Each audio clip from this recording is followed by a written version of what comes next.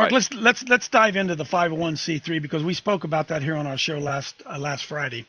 You Sure. called it a demonic portal. What do you mean by that, Mark? Certainly, we're seeing the church through the 501c being married to the government. As I said, I spoke about that on Friday. But give us your perspective on exactly what that means. It's basically it's no different than being in covenant with the Rockefellers or the Rothschilds. It's the Baal system. So, and when they enter into that 501c3, they have entered a covenant with the kingdom of darkness. They took a bribe is what they did. The Bible says when you take a bribe, it blinds the eyes of the wise and perverts the words of the righteous.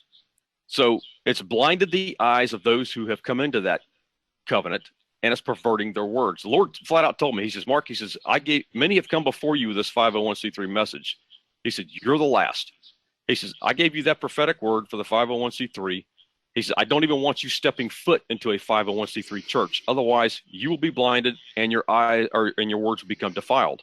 So I can't even step foot into a 501c3 church right now.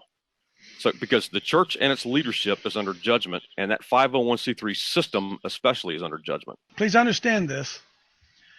I don't care how big talking your pastor is.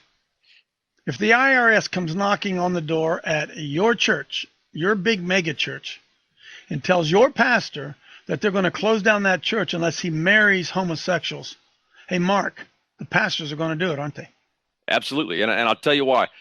There was a test run done, I believe it was in Idaho, right before Obama left office, where they were trying to push the transgender bathrooms on the churches. Now, I believe in my heart of hearts that Hillary Clinton was supposed to solidify all of this. Obama couldn't get far enough with his agenda.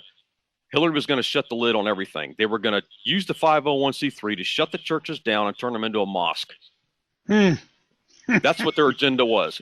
So, people can fight Trump all they want to, but they better be very thankful that he's in office. Otherwise, they would have lost their ministries. They would have lost it all.